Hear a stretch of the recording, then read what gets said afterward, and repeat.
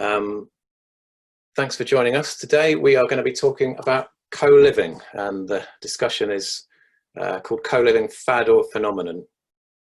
There's been a lot of media attention on co-living lately, and we are going to try and unpick some of that and see what our contributors today think of the sector.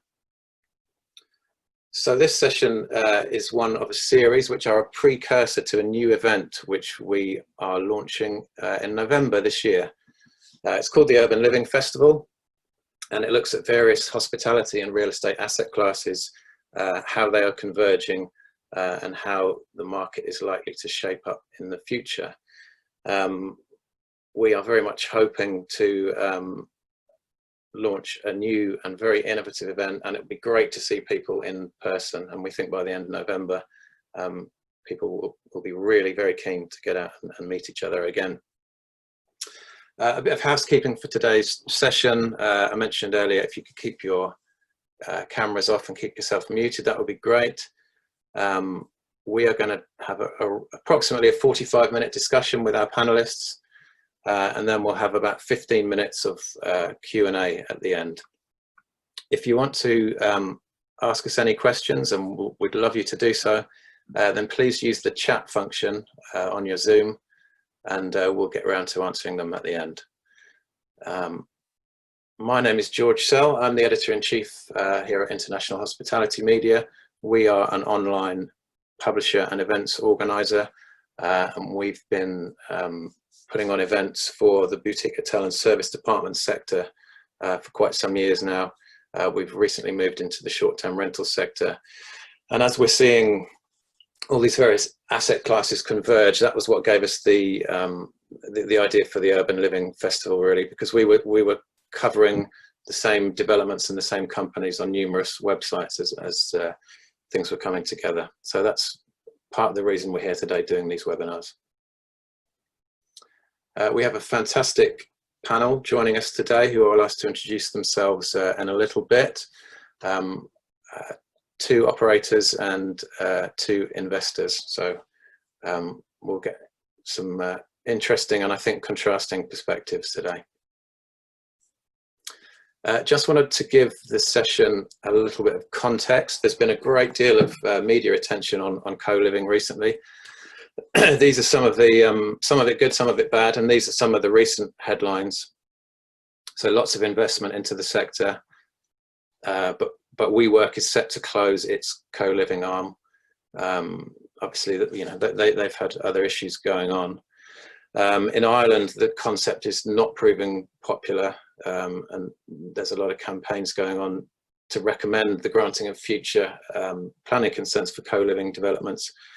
But if you look at some of these other bullet points, the investment community is starting to really embrace co-living. And only this week, actually, CoLive, which is the first dedicated fund for the sector, which is managed by DTZ investors, had a commitment from the Merseyside Pension Fund, one of the biggest pension funds in the UK, to back their initiative, which is in conjunction with the Collective, the developer and operator of the Collective.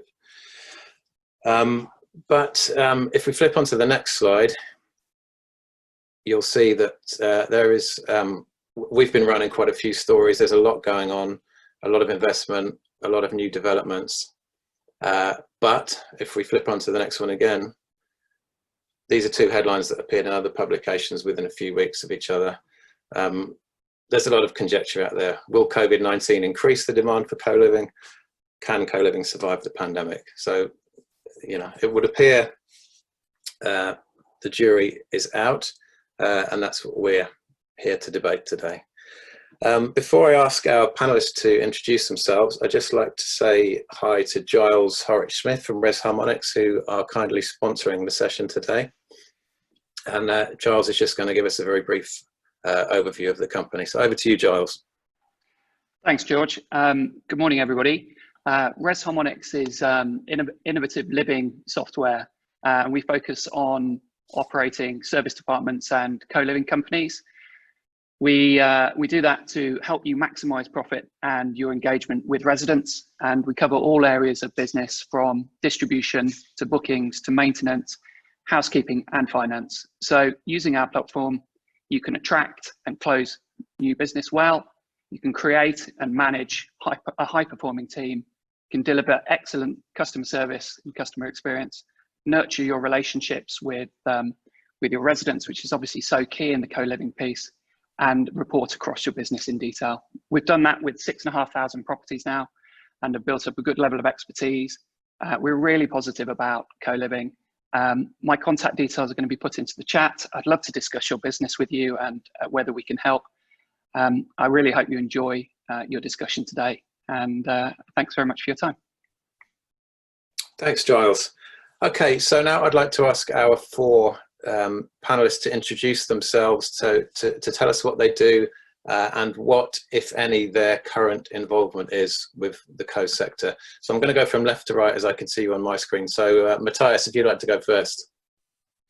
Good morning, everyone. Pleasure to be part of this conversation. I'm Mathias. I'm the Managing Director, EMEA Asia Pacific for BridgeStreet. We are a global agency as well as a hospitality business across the globe. We have businesses really in the 3 different parts of the world where we can service our clients, which are very much 24/7. So we have offices in Washington, London and Singapore. We're very much into the high touch and the high tech business. Many of you may be familiar with our very much solutions driven and full scale managed service programs for the key clients that we look after with our key account teams and also enterprise sales. We also therefore offer programs for many of the corporations for online bookings solutions through the vetted network of supply partners that we work with. So it's an interesting setup we have as we run our own buildings, as well as we're working with pretty much everyone in the industry, as long as they're vetted through our own vetting process. And we can work with those tailored programs through both the customer relations we have, but of course with the reporting and support that we can give on all levels.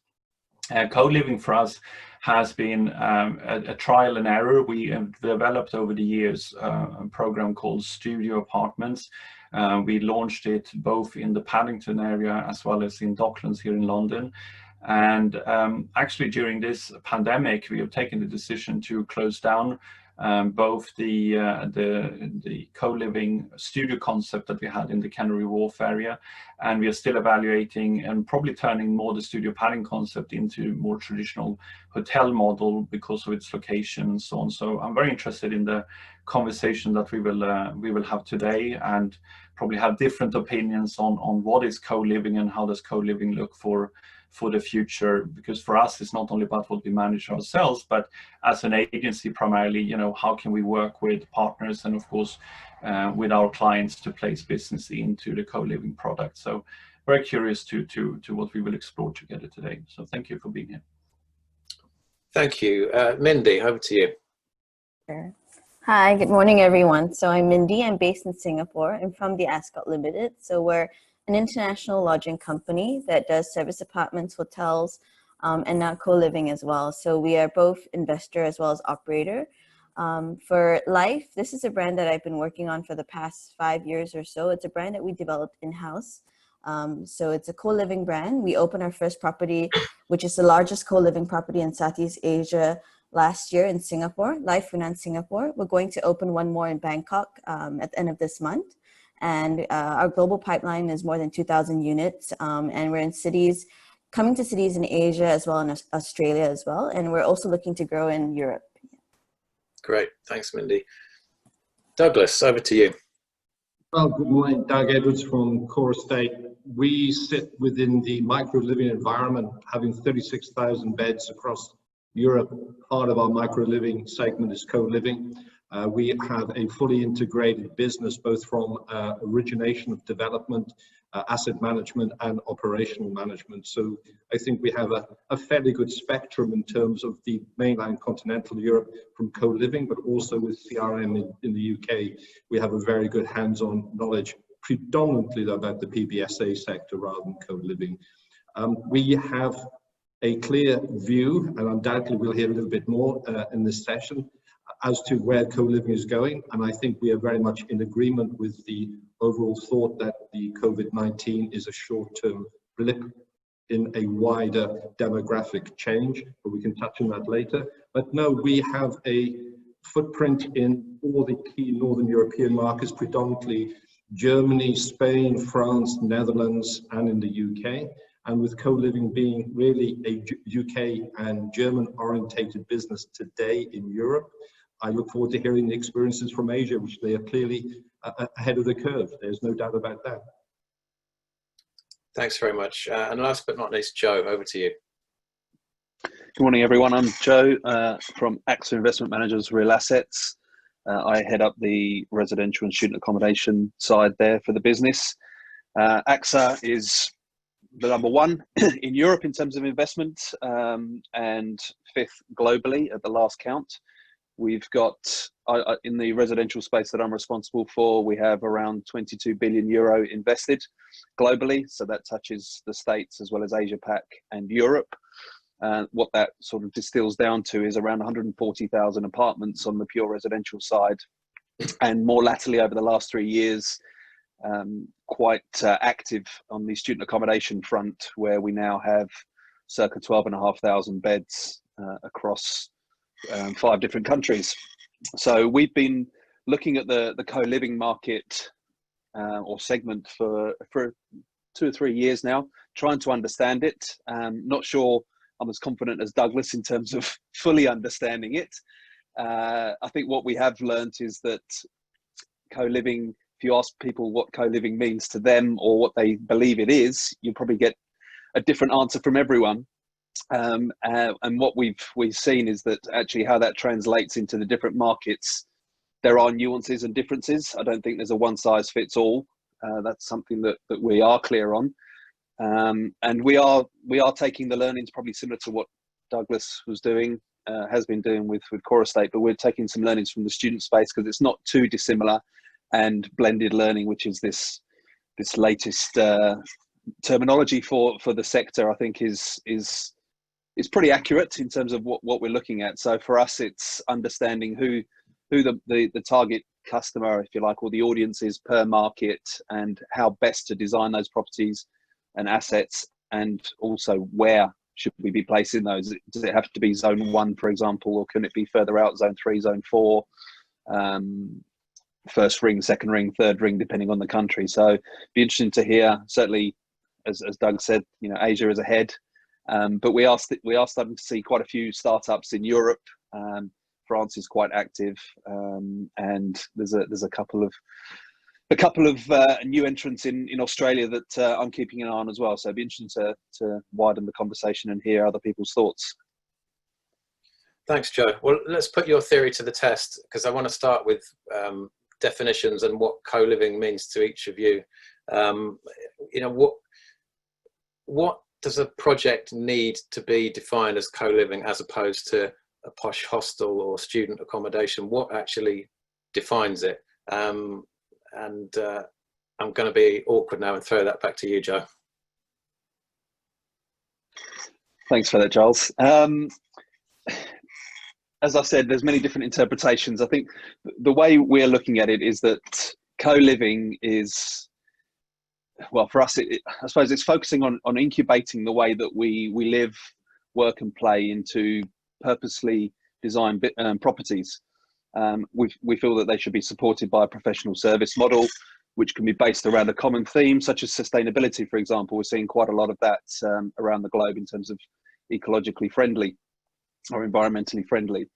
But it's also the balance between, and it varies by country. I think we've noticed that in some countries you can charge a premium for this product, whereas in other countries it's seen as more of an affordable product because the rental market is so hot. So that's the balance that we're finding. But for us, it's trying to not be all things to all men, but have something that's specifically designed to cater to the market that is in a great location that people will want to live in, that they can mix and have this community feeling. And I'm sure we'll touch on it later in terms of who is actually attracted to these schemes, which is quite interesting since on this road that we've taken so far in terms of what we thought was the target market has actually changed to be very, a very broad church. So I suppose that's where we think co-living sits, and it should, rather than fad or phenomenon is the title of this webinar. I think for us, it's another option on the residential spectrum for people to choose to live in. It's not. I don't think it's going to replace anything necessarily. It's more about, you can live here, you can live in the BTR, PRS product, you can live in private rental. It's just another choice for which can suit people depending on what they need. Mm-hmm. Thanks, Joe. Douglas, how would you define co-living? Well, I think we've just got with Joe the same problem with all of us. There's a clear lack of definition, but from our side, it's very much a community and a sharing model built around the environment and the changing urbanomics which are happening. It's aimed for us at a defined social group at the moment, but that's widening. That social group is the millennials, possibly Generation Z, but more the millennials. Those who are digital job nomads, if I could call them that, they're young professionals and project workers who clearly have a mobility capability and they're wishing to move. So there's a demographic element, and that's also an age element in terms of service. I think Joe touched on one of the important things, sustainability. If there's one thing when it comes to co-living, it's that sensitivity of the environment created for this client group relative to how they lived and in their homes. So for me, co-living is a demographic driven subset of micro-living, but I will agree with Joe, it's an extension of residential. It clearly should be and is for us focused on the community. And I think ultimately we're looking to move the generational interest in co-living into more of the senior generations, the silent generation, as well as to the baby boomers, because if you look at the demographics and the change in single houses in Europe, there is a need, and the cost of land to buy property is quite difficult. So in a nutshell, defined product for community and sharing within the millennial group today, but that is changing. Great, thank you. And Mindy, what's your take? Well, I agree with Joe and Douglas that community is central to it. So I think when I break down the word co-living, there's two parts of it. There's community and there's living. So with the living, there's the physical space. So I think like we're not targeting students, we're targeting the working younger adults, maybe millennials or people who are more social in mindset. So the living space does have to consist of private rooms with ensuite bathrooms, but at the same time, it has to have purposefully designed social spaces for them to come out and mingle with other people as well. So it's not just the apartment, you also get living space that you share with other people. So it also helps with affordability. And on the community part, so apart from these physical spaces that people can share, I think programming is very important. And that's where some of the co-living operators may miss the mark, because that's something that's more of a software or a hardware that you need people to, you need purposeful like community managers to actually bring those events to the space, to engage the local community and businesses, and either bring events into the property or bring people out into the local community to understand that and plug into that space and feel like they're part of a family. So I think that's probably co-living in a nutshell. I note that Douglas cited that, residential is more the focus for co-living from his perspective. But I think for us, because if you're targeting digital nomads, these are people who like flexibility. So for life, we prefer to give people the flexibility in terms of length of stay. And therefore, we're actually more focused on a hospitality type of co-living product where, you have your guest service team in the form of our lifeguards. They're here to answer questions for you. They're here to, check you into the property as well. We also have, our weekly events for these guests, and you can stay for as short as a day or you can stay for months. And we have a whole mix of guests that stay there.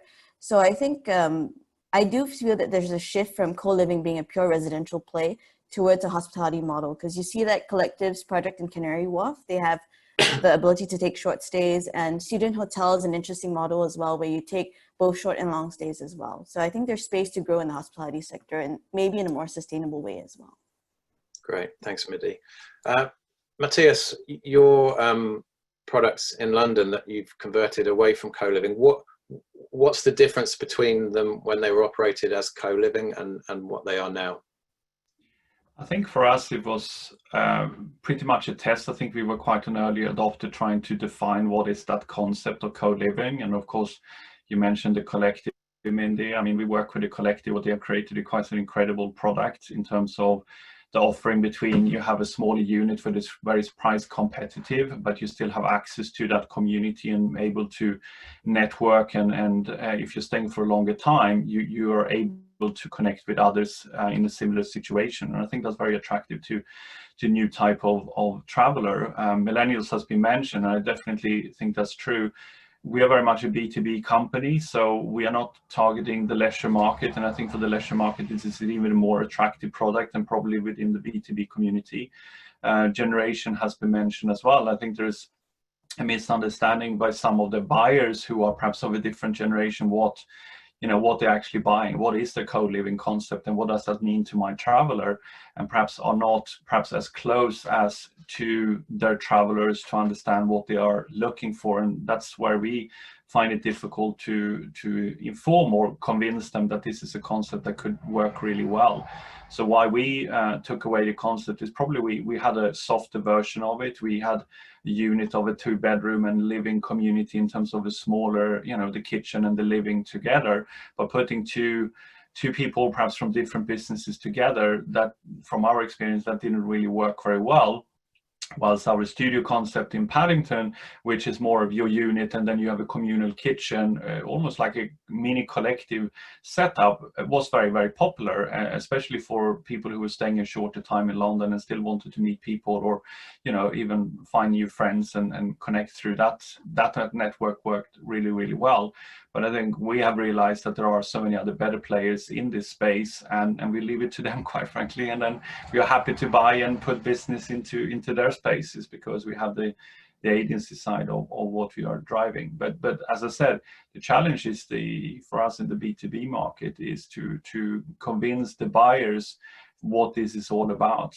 The sector where we found is very popular is, of course, interns, the group type of business where it is a project 2-3 months, they're all from the same company, they're going to do something together, and the intern program brings them together in that co-living concept. And that's why we've been able to present that offering and been very successful, because also the price point has been attractive to those corporations.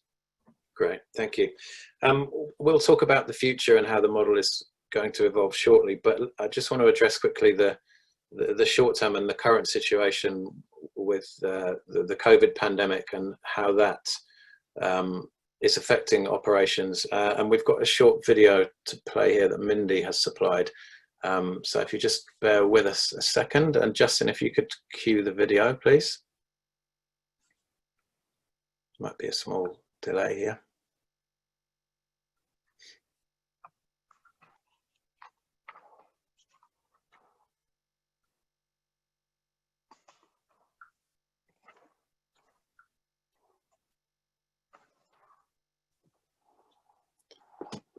Until that starts, perhaps Mindy, you could just talk to us about how your occupancy may have been affected during this immediate period. What effect has the pandemic actually had? Sure. So we have 329 units, apartments in that property. It's a big property located in an integrated development with a mall and office buildings as well. So I think the good thing about Singapore is that in a way, when Malaysia also had a lockdown, so we had a lot of corporates with Malaysian employees who needed a place to stay. So I think our sales team worked very fast, and we're actually able to maintain occupancy of 90% or higher. So actually this month's occupancies, even though we're not allowed to take short stays legal because of the tourism board regulations and all, but we've actually kept occupancy above 90% because we were able to get long stay corporate business. Yeah. Okay. Thanks, Mindy. I think we're good to go now.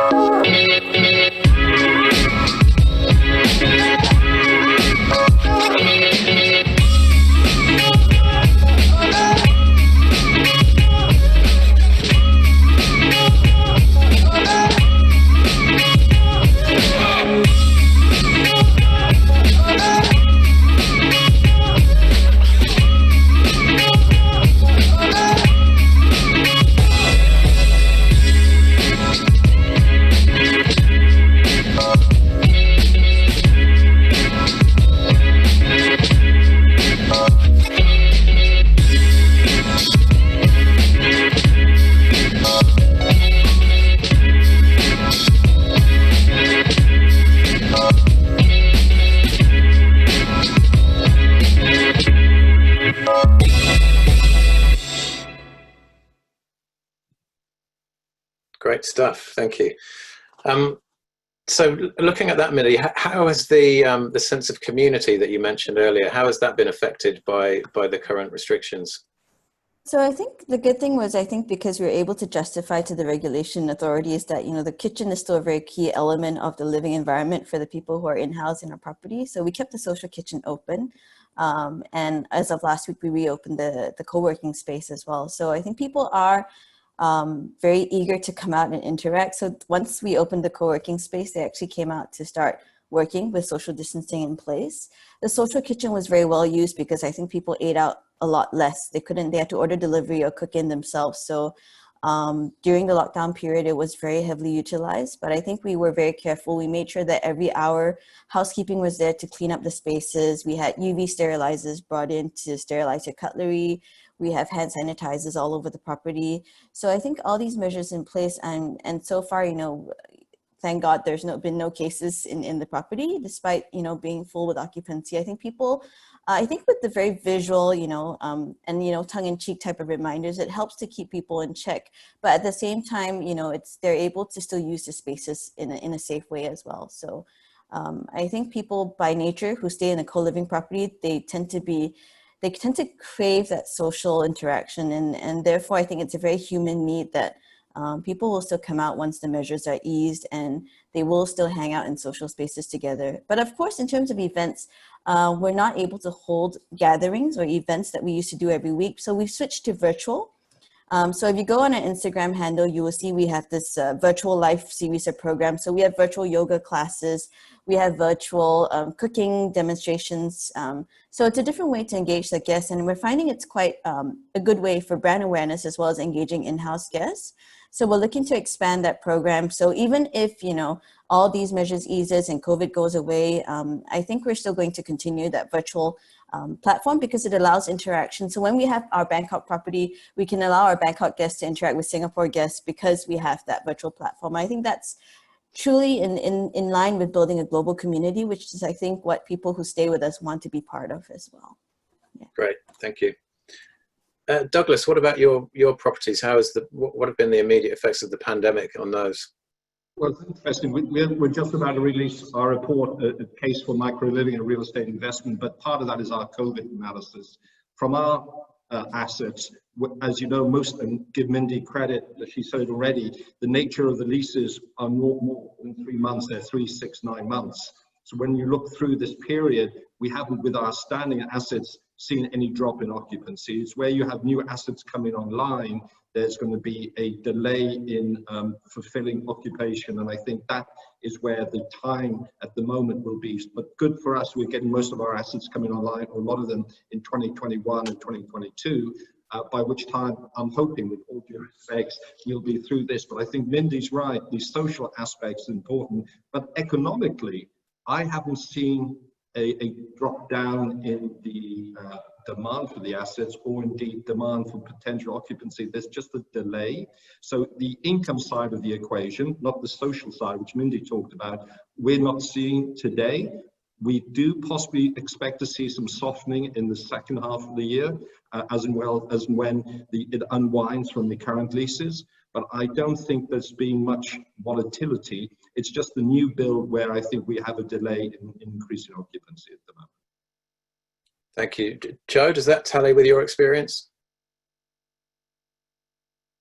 I'd agree with that. I think in some situations, what we've seen, some people couldn't leave anyway, just because of the lockdown in the specific country they're in, so they were stuck. And actually we conducted a survey across some of our schemes, and some people actually decided to stay depending on the country again, because they felt it was safer for them to actually stay where they were. And a couple of the answers that we had back, or respondents that came back, actually said that if they had to lock down, they'd rather lock down with other people in a community environment rather than be in a studio on their own in the private rental sector where they couldn't talk to anyone other than virtually, so that they would have missed that human interaction. So varied results, but ultimately I think the underlying community aspect that we've been discussing is key just in human nature to everyone. So I think that's a really important aspect, which means that co-living has still got a future. Yeah, yeah. Let's talk about the customer and the customer demographics. We ran a story recently on Service Department News about the London market specifically, and that found that the average age of co-living customers is going up and the average length of stay is going up. It didn't go into too much detail about you know, the job types, but I think the predominant feeling was that this was a market for young professionals, but the average age was rising. Mindy, maybe you could start. Who's staying at Life at the moment, and are you seeing any changes as the product starts to mature? So in terms of Life, I think we operated since September last year. The average age that we see staying with us, it's about 30 years old. So it is younger than our other service department or hotel brands that the Ascott runs. But we also see that there are people in their 40s or 50s. Some of them are, you know, they could well afford to stay in a 5-star hotel, but they choose to stay with us and for extended periods in an 18 square meter studio because they like the environment. They like to engage with the lifeguards, the staff. They like being part of the community, and they take part in the events as well. So I think and when we set out to define the target customer set for Life, we've never said that it's defined by age, because there are people who are young at heart, people who are more social, especially people in maybe more of the technopreneur or the creative industries. So that's the kind of customer set that we set out to attract.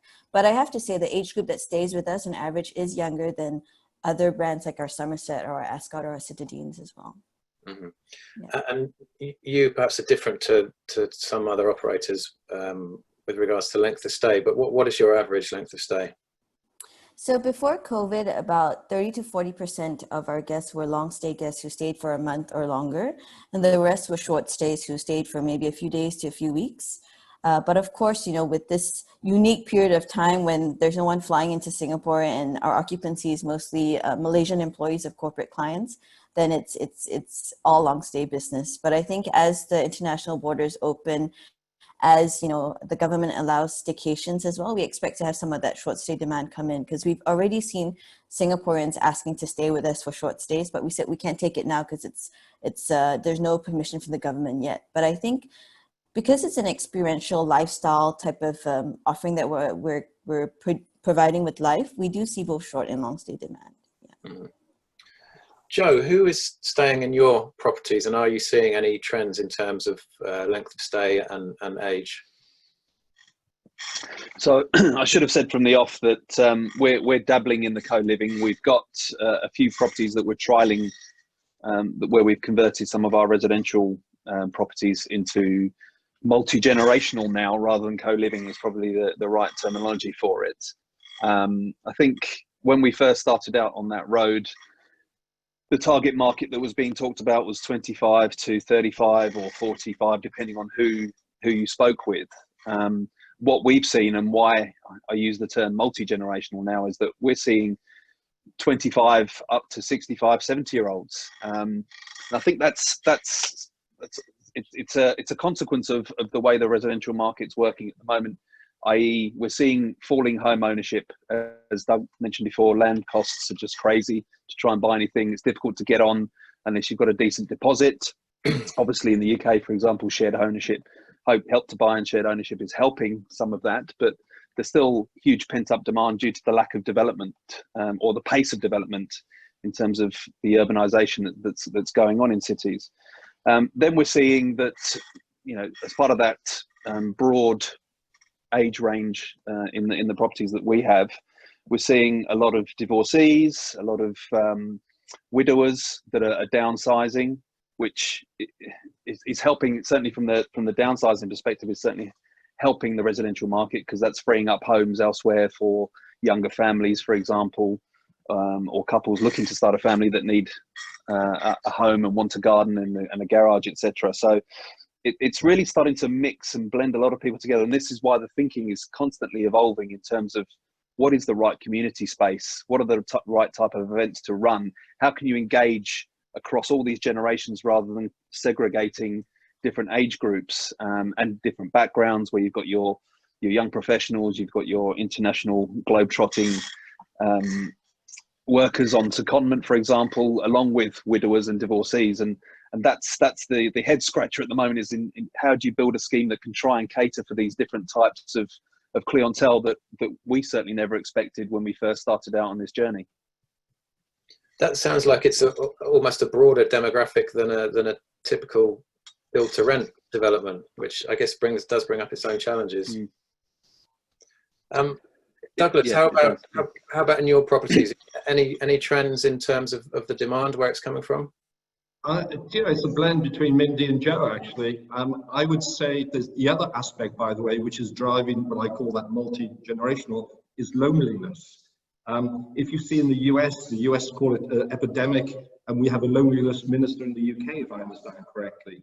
And what the co-living environment creates is a mitigation to that. So I think this is where that multi-generational come together and that community come together. But the answer to the specific answer, it's late 20s, early 30s, very similar to what Mindy was saying. But we are seeing how co-living could, in certain territories, and this is Joe's point from earlier, you can't generalize. If I look at Spain, and Spain isn't really in co-living, it's more of affordability. If I go to Germany and the UK, it's clearly purely driven by urbanization, need to find local space for flexibility, and the non-wish to own assets. So you have to be very careful in these generalizations, and especially in Europe. Possibly Singapore and Asia might have more of a uniform, but Europe is quite distinct and separate. I don't know, Joe, whether you would see that as well.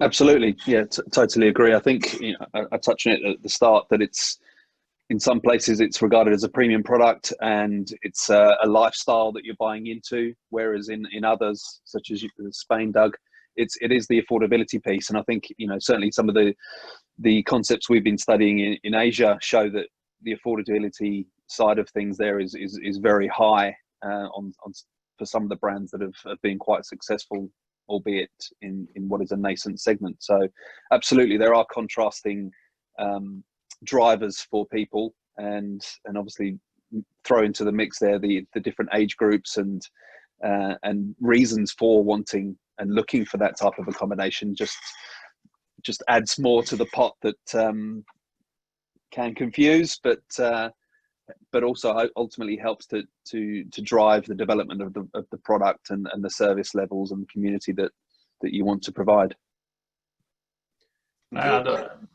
George, if you don't Sorry, mind. yeah, go ahead. Adding on the price point which you mentioned, I think sometimes that comes into the comparison, because we see that as from an agency point of view. We don't only offer one option, of course, to our clients. We offer multiple options, and if co-living is part of that, sometimes the price point is equal to a normal studio, and there is therefore not an understanding of what is the added value included in that. And I think there is again misconception, because many of these concepts are so different and non-comparable. So that becomes a very tailored offering to that particular customer. And I think this is something that, from a co-living point of view, we need to put in the thinking that it's not, if the price includes certain things, then how do we put forward that to the client? But at the end of the day, for many of our proposals, it comes down to that price point. And if it's studio equal to studio, then it's not about the co-living, it's just about what am I going to choose, and is that location suitable, or is that offer particularly suitable? So I think it's interesting that you guys who are in this field continuously are looking at that. And I think this is where we are often pushing you to be more competitive, to be able to get your share and get your piece of that market, where we can often drive share to you. So keen to work on that together. Yeah, I think you're right, Matias. Just to one more point, Giles. From our perspective, it's the communication piece and getting people to understand what the product is to make an informed decision is key. So if we cast our mind back to when PBSA first came along, nobody understood what that was. What is a purpose-built student accommodation scheme, and why should I live there? And then over time, communication piece, people staying, word of mouth, etc., universities getting on board, suddenly they're understanding that it's professional service, it's the safety, the security, the maintenance, it's less hassle. Yes, there may be a premium to pay, but actually to take away all of that hassle, to provide a community space, amenity as well as just a room that you can live in.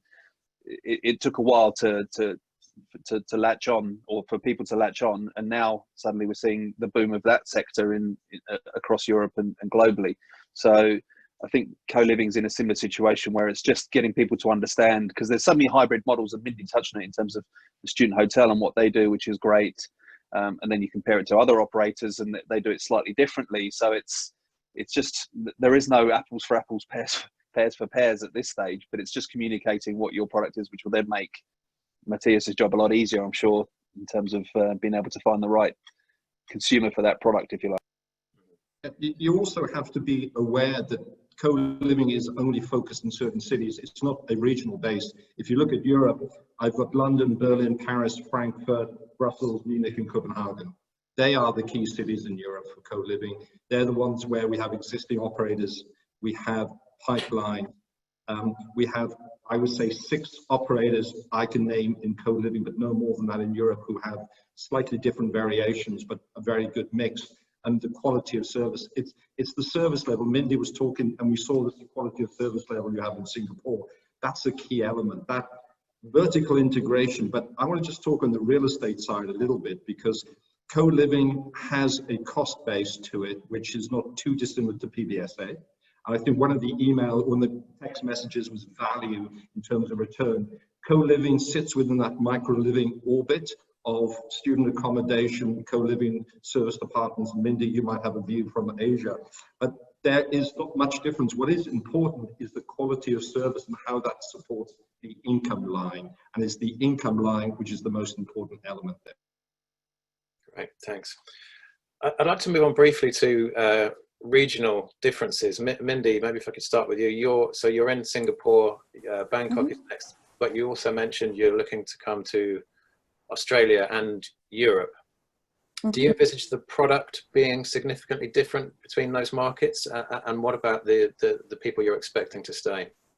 Yeah, I think there'll be some cultural nuances. For instance, we did a survey before we started the brand back in 2015 of millennial customers. So in France, they were less willing to share than, say, millennials in China. And so, for instance, in China and Singapore, where we do have 4 to 6 bedroom formats where some of the bathrooms are shared within the apartment, in France, we would ensure that every bedroom has an ensuite bathroom. So there's some little cultural differences, but the key elements of, what type of social spaces are shared, and the events, of course, would be tailored depending on the locale and the micro market as well. But I think the essence of community and having that decanted space that people share in private apartments stays the same.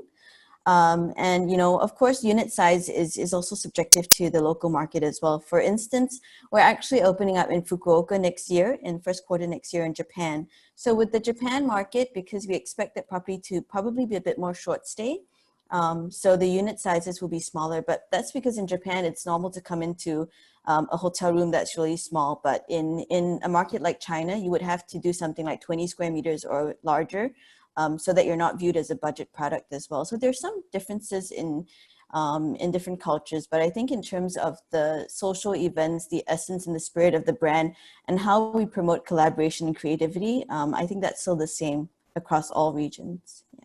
Great, thanks. Douglas, in your properties, is there any significant difference between what you offer in one city and the next in Europe, or is it reasonably standard? Firstly, in Europe, you have different regulations from a planning perspective. So you have to be aware whether you're defined as commercial or residential. And so therefore, the nature of the operation has to be very carefully looked at.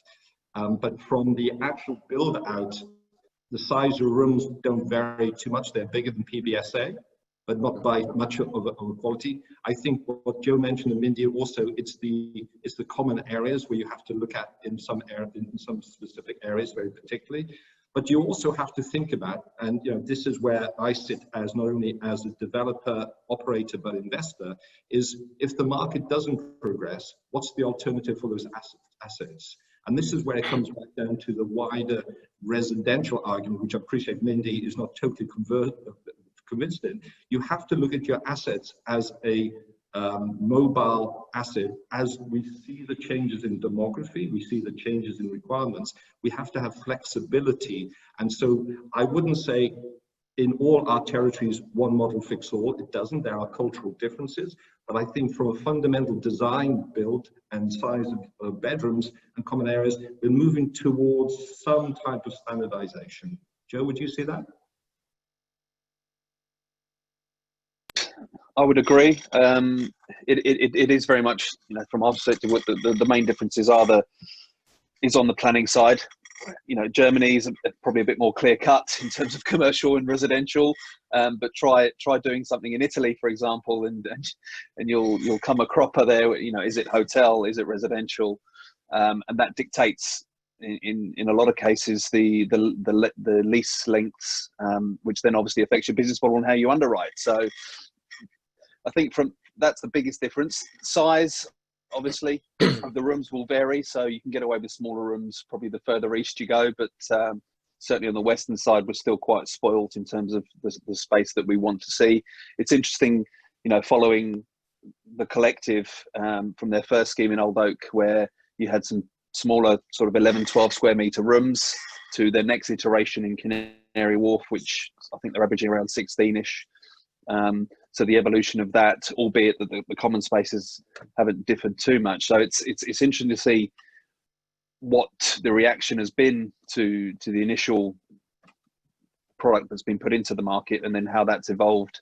I think, you know, Douglas's point is right, that it's probably too base to say this, but it is PBSA plus in terms of the service is a little bit more, the space is a little bit more that you've got in your room, the community space and is a little bit more than what you would apply in terms of metrics to students. So it's working within the confines of that country from a planning perspective, whilst also being culturally sensitive and making sure that the mix of the amenity space suits that country. So if we took Spain, for example, you know, they're very much into spending time together, eating together, etc. So do you put more emphasis on the F&B side, for example, rather than the co-working space, as an example? So it's just being, you know, aware of those nuances across the different countries, I think. Yeah, thanks. I'd like to move on to investment. You mentioned the Collective. Obviously, the CoLive fund this week has secured another big pension fund investor. Are we at the stage now where co-living is seen as a mainstream asset class for institutional investment? Do you want to carry on with that one, Joe? I know Doug was jumping at the bit there to get in, but you can go in a minute, Douglas. I'm relaxed. Is it a mainstream product? I don't think it is yet. I think, and I can only speak for ourselves, but from an institutional investor perspective, there's a few key questions that you need to answer. And one is obviously confidence in the operator and can they deliver the business plan? And the second one is track record, i.e., you know, what's the right level of occupancy? What's the right mix of short, medium, long stay to be able to underwrite this product? How much, you know, how accurate is the OPEX assumptions that we're making? So I think there's still some uncertainty, and there's varying degrees of, you know, is it student plus X% for OPEX on co-living, or should it be more akin to BTR minus, or, you know, it's how you view it. And I think that's the head scratcher, because in principle, you know, the product, the idea, the audience that it's attracting, or the clientele it's attracting is certainly attractive to institutional capital, but it's finding an operating partner and some pipeline to be able to build out a portfolio that's really, it's the scale that we need. And at the moment we're seeing in a majority of cases it's smaller assets, you know, 50 beds, maybe even 100 beds, but it's still quite small in terms of scale for what an institutional investor would be looking to invest in. Doug, over to you. Well, two things. We bring investors to do the development, and then we're looking for medium to long-term investors. I think the development side of the equation, the capital is there for the marketplace. People believe in the direction. They also recognize that there's an aggregation play. Joe made reference to it. There is an aggregation play. However, When one talks to the core to core plus investors, the insurance companies, the pension funds, AXA is no different. They basically are adding this to a PBSA. They're adding it to a student accommodation. Why? Because the characteristic is not too dissimilar. They can get it through their investment committees. They might get a pickup. It's also a way of them educating. So when we're in the market, we do micro living as a combined living circle concept, but it is driven by PBSA, and co-living is the next slice. After that is serviced accommodation, and then assisted living is a slightly different topic altogether. But for me, when I talk to investors, and I talk all through the European market, they see co-living as interesting. They see it having a place, but they would rather have it tied to something which they understand, which is the PBSA, at least for the moment. And so what we're looking to do is to find a balance between the two, because ultimately they are naturally aligned both from an operational and from a design perspective, and also from a return perspective, they're not too far away as well. Great, thanks. I have to say you are the most efficient panel we've ever had on one of these, because you're actually answering people's questions in the chat as we're going along, rather than asking them at the end. But we will go through a couple of these because there's some good ones here. So on the development side, Douglas, we've got a question here from Paul Samuda. How do commercial lenders value co-living spaces that house both short and long-term renters? Surprisingly, there is a pool of commercial lenders because of our track record. We've been in micro living now since 2008, who follow us because of our, what I call full service offering. I would say the lenders are sensitive to location. They're sensitive to the operating side. We manage and own our own operators, slightly different from other people. And when you have that in-house and you have that track record, lenders see you in a different way. However, that said, like all new classes, there's an education. Part of our job is not only educating, with all due respects, the AXAs of the world, but is educating the bankers. The bankers are possibly the hardest ones to educate, but I would say within continental Europe, there are a pool of savvy bankers who see the development of residential into this area and they're following it. We're not getting high leverage. I think on our development schemes, we're at 60% leverage. And then on a stabilization basis, we're between 40 to 50. So we're not looking to push the boundaries of leverage, but there is appetite. And it all comes down to one thing Joe was mentioning, is the quality of the underwriting and the business plan, period, on that one. Mm-hmm. Thanks. Another question here. Sorry. Yeah, if I could jump in just for a quick while, because I think our asset is the one that fills in the, it fills in that gap where it's both short and long stay. So because we're traditionally a hospitality lodging company, so we do look at returns in comparison to service apartments and hotels as well.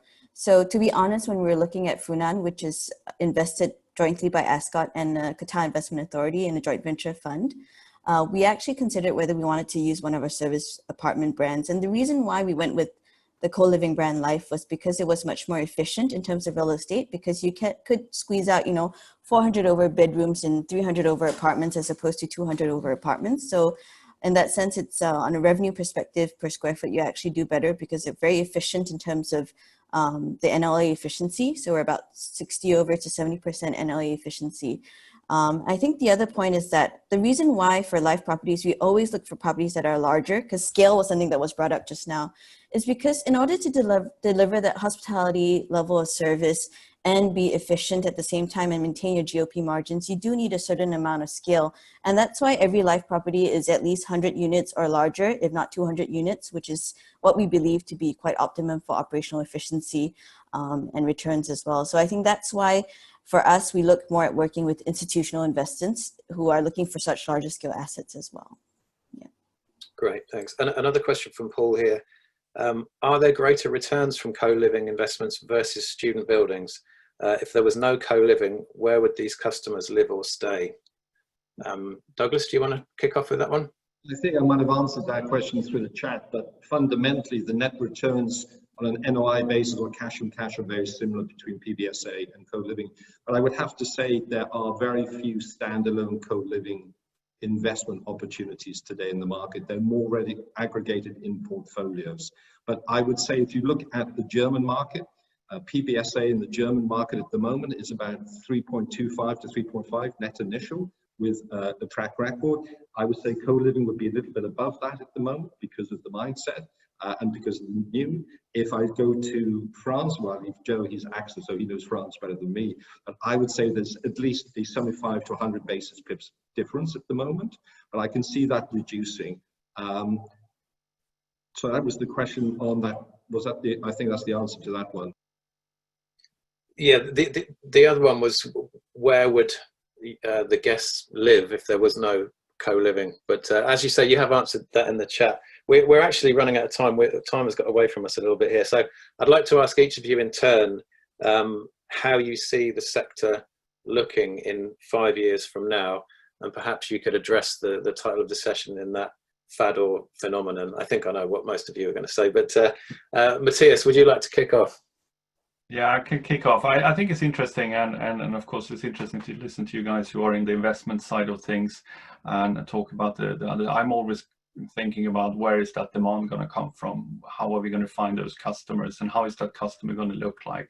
Because that's our continuous concern, you know, because that's what we do every day. We're looking for customers that fit into the portfolio of partners that we work with, whether that's our own buildings or actually now much more important is the wider network of supply partners that we work with. What I sense is that we still haven't defined really who's that target audience and how big is that audience and how are we going to find those customers.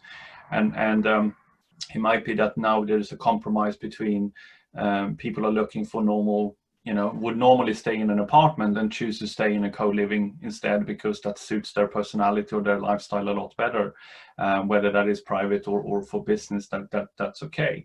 And I think there is still the opportunity of the leisure market in the short term that probably grasps this concept a lot more because there is a bit of a hype, there is interest, and there is curiosity. I do think for the long-term sustainability, you need to still think about how do you attract that corporation, the corporate traveler, and more so the corporate decision makers to be attracted to what you have on offer. And from my point of view, I would be very keen to join more of these sessions and panels to understand better how we can work together from an agency point of view, as well as, you know, from an investment or the concepts that you're creating, how we can help to create that demand and probably be a voice for it. That would be exciting for us, and that's how I see BridgeStreet can really, you know, support what your investments or the future look like. But I still believe it's quite a small base, and it's going to take a bit of time. And unfortunately, during this pandemic, we're all hard hit by it. And co-living, perhaps bringing in other people from other communities in a mixed environment is not the first choice people have. But others who perhaps have stated this for a long time, as Mindy or several of you pointed out, they're comfortable with it and they're used to it, and that's something that is positive. So I'm probably in between the two comments, you know. But let's work together, and the BridgeStreet is definitely a partner to work with all of you.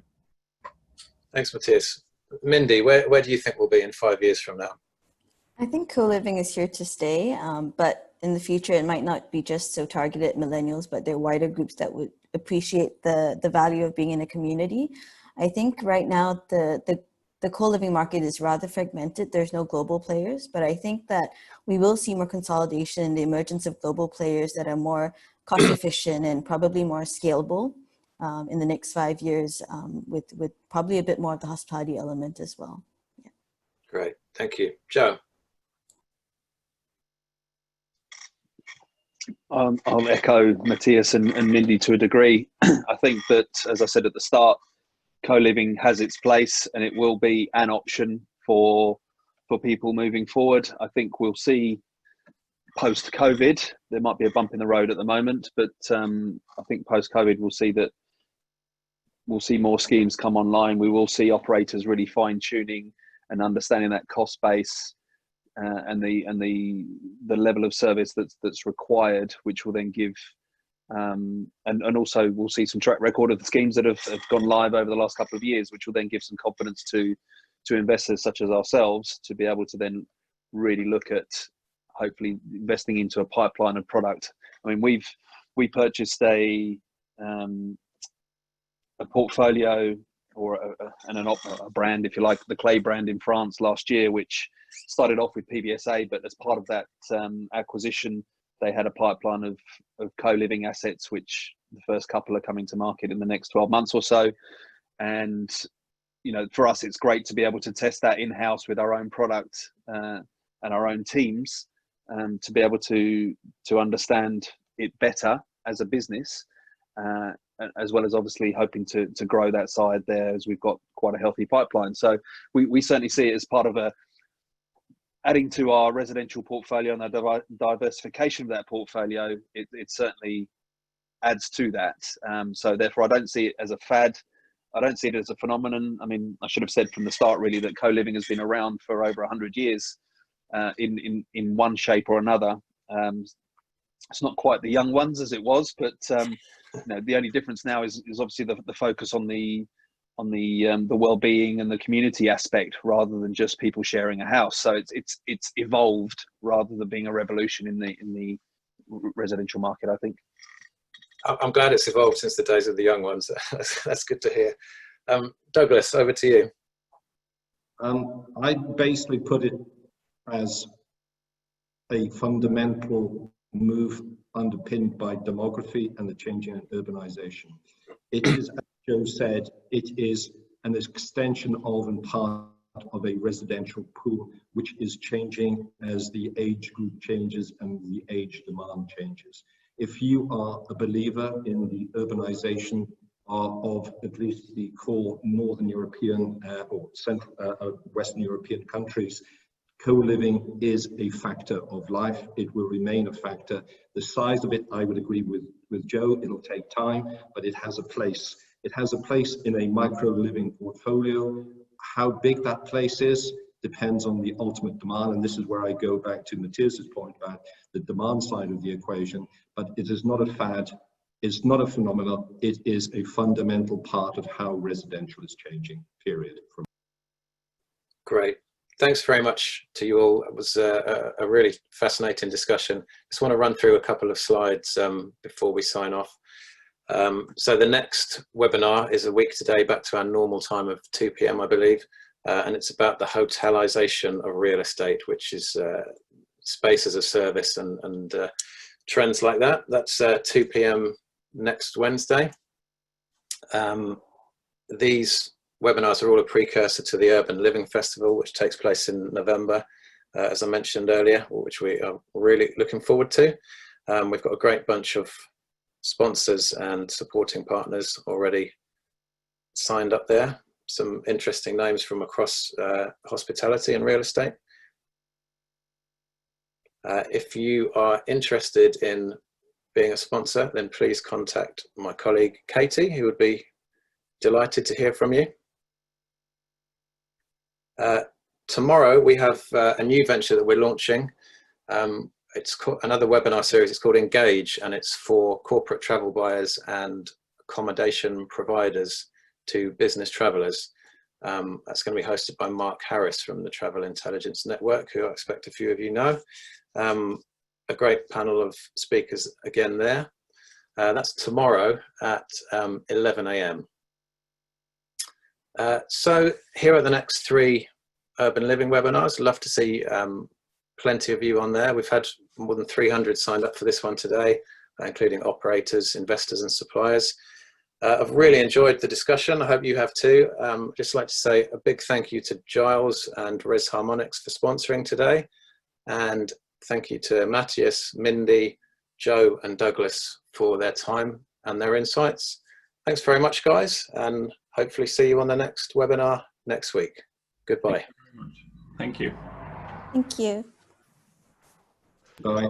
Thanks. Bye-bye. Bye. Thank you all.